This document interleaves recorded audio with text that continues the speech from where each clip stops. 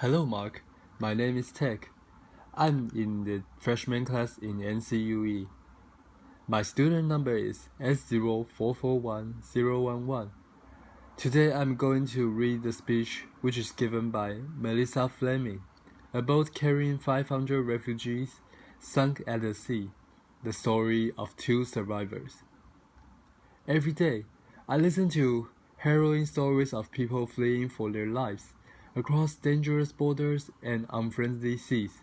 But there's one story that keeps me awake at night, and it's about Doa, a Syrian refugee, 19 years old. She was living a grinding existence in Egypt working day wages. Her dad was constantly thinking of his thriving business back in Syria that had been blown to pieces by a boom. And the war that drove them there was still raging in its fourth year. And the community that once welcomed them there had become weary of them. And one day, men on motorcycles tried to kidnap her.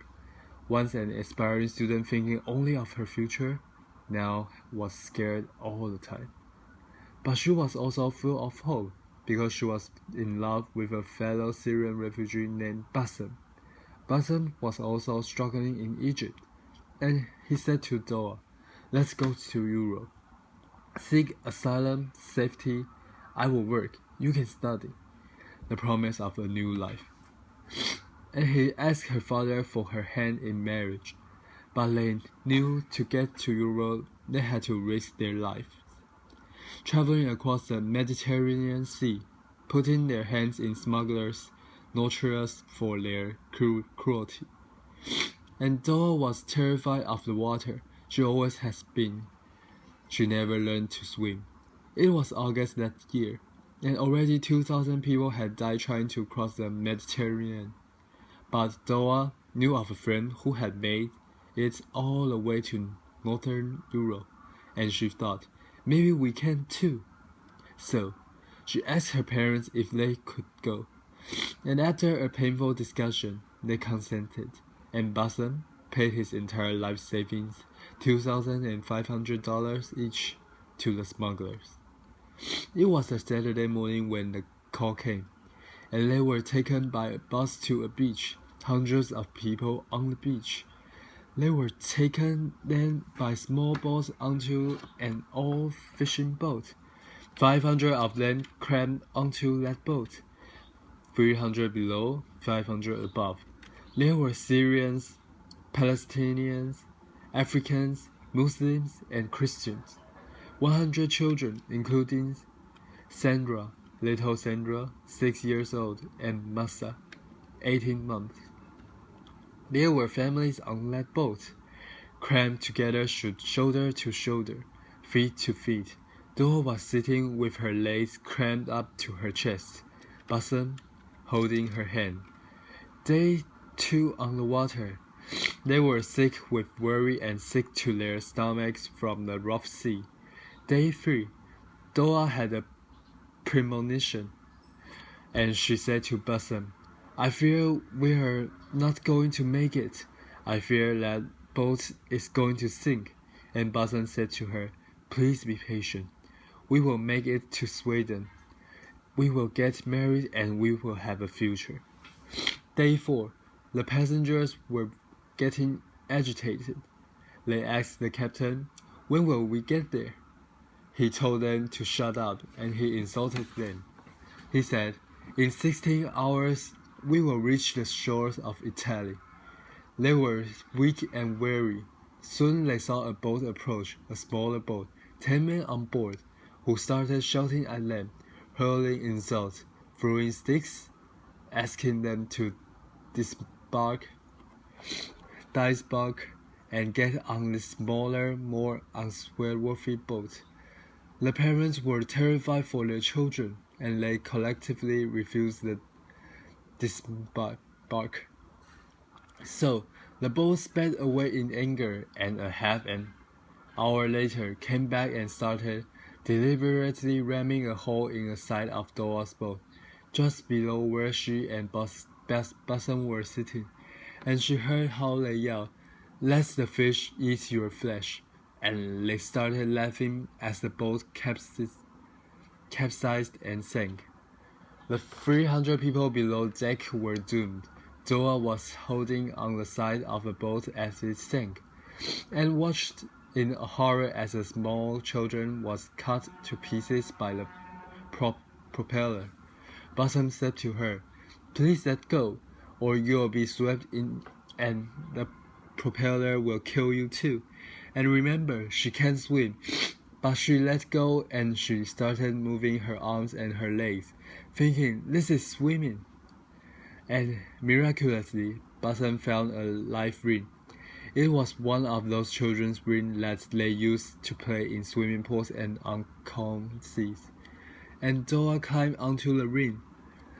She armed her legs, dangling by the side. Bosom was a good swimmer, so he held her hand and treated water. And around them, there were corpses. Around 100 people survived initially, and they started coming together in groups, praying for rescue. But when a day went by and no one came, some people gave up hope, and Doa and Bosom watched as men in this distance took their lives, bled off and sank into the water. One man approached them with a small baby perched on his shoulder, 9-month-old Malik. He was holding onto a gas canister to stay afloat. And he said to them, "I fear I'm not going to survive. I'm too weak. I don't have the courage anymore." And he handed little Malik over to Bosom and to Doa, and they perched her onto the life ring. So now they were free, Doa, Bosom, and little Malik. And let me take a pause in this story right here and ask the question, why do refugees like Doa take these kinds of risks? Millions of refugees are living in exile in limbo.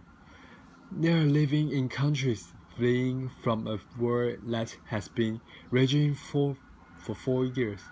Even if they wanted to return, they can't. Their homes, their business, their towns and their cities have been completely destroyed. This is a UNESCO World Heritage City, Homs in Syria. So people continue to flee into neighboring countries, and we build refugee camps for them in the desert. Hundreds of thousands of people live in the camps like these, and thousands more, millions, live in the towns and the cities. And the communities, the neighboring countries that once welcomed them with open arms and hearts, are overwhelmed. There are simply not enough schools, water systems, sanitation. Even rich European countries could never handle such an influx without massive investment. The Syria war has driven almost 4 million people over the borders, but over 7 million people are on the run inside the country. That means that over half the Syrian population has been forced to flee back to those neighboring countries hosting so many. They feel that the richer world was done too little to support them, and days have turned into months into years. A refugee state is supposed to be temporary. Back to Doa and Bosom in the water.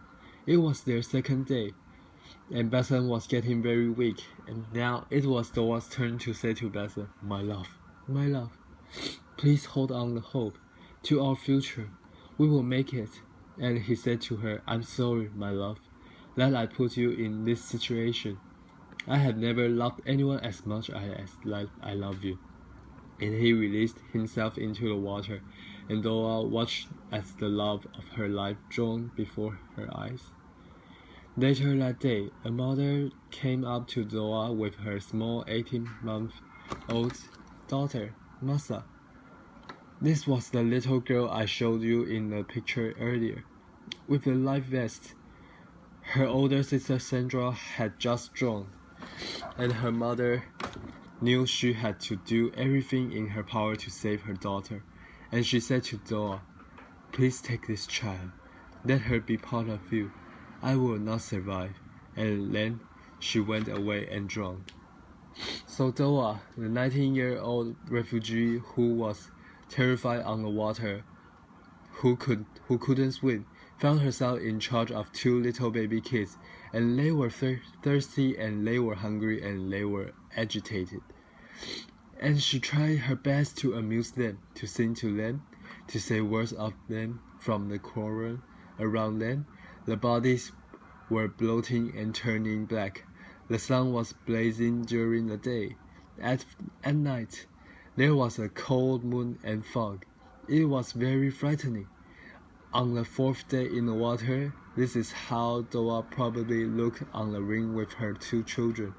A woman came on the fourth day and approached her and asked her to take another child, a little boy, just 4 years old.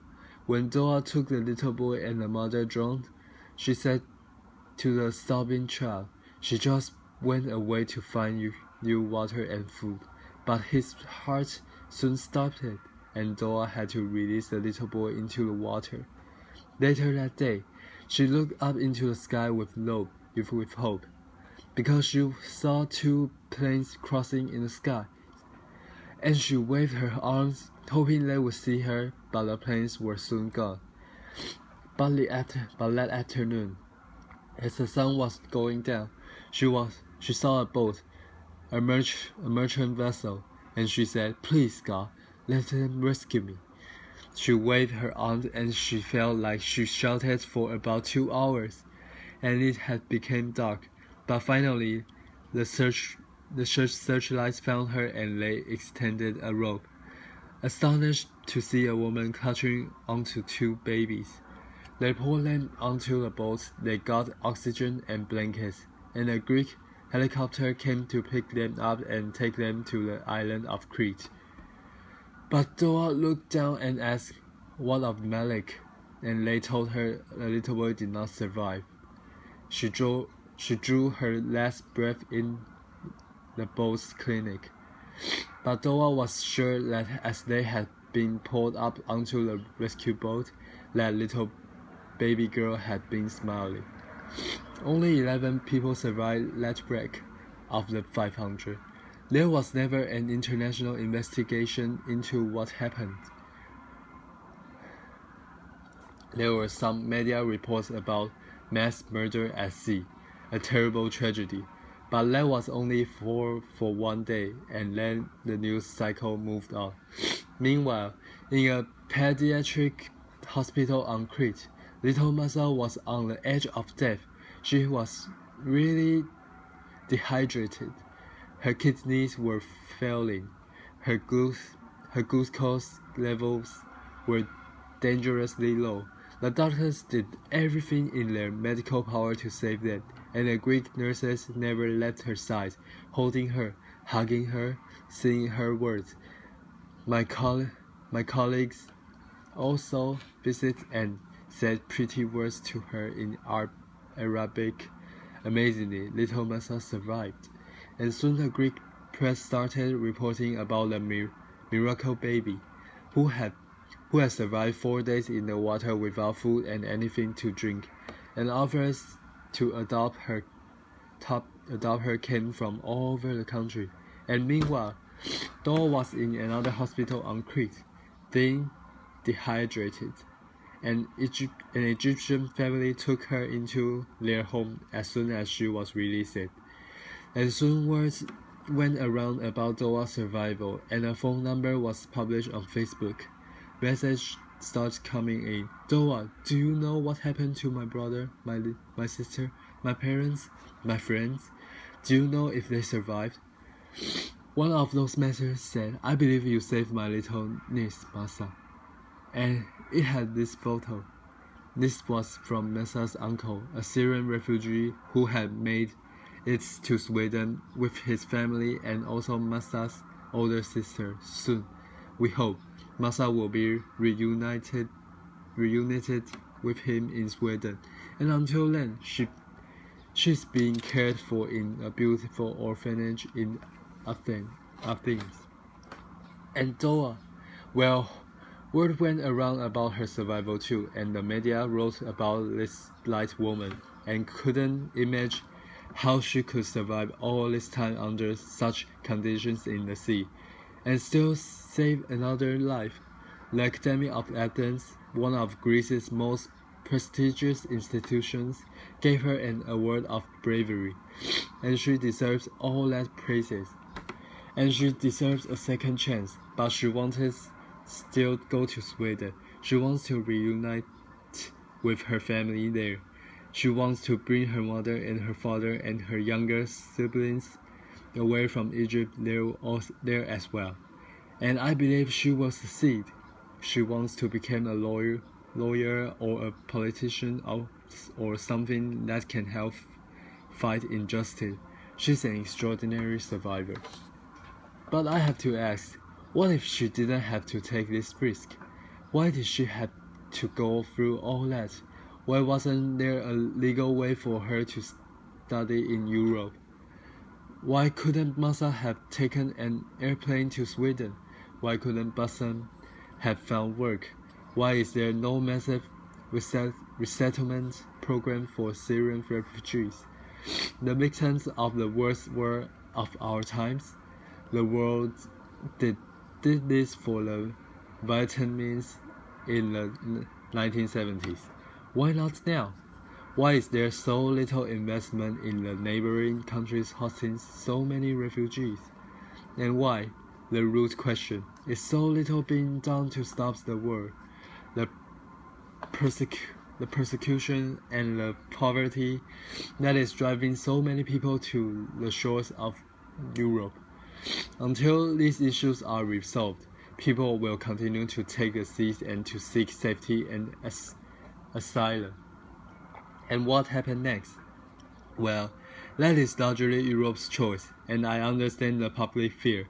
People are worried about their security, their economies, the change of the culture. But is that more important than saving human lives? Because there is something fundamental here that I think overrides the rest. And it is about our common humanity. No person fleeing war or persecution should have to die crossing a sea to reach safety. One thing is for sure, that no refugee would be on those dangerous boats if they could thrive where they are. And no migrant would take the dangerous journey if they had enough food for themselves and their children. And no one would put their life savings in the hands of those notorious smugglers if there was a legal way to migrate. So on behalf of Little Masa and behalf of Doa and of Bassam and of those 500 people who drowned with them, can we make sure that they did not die in vain? Could we be inspired by what happened and take a stand for a world in which every life matters? Thank you. So this is the speech. Thank you for listening.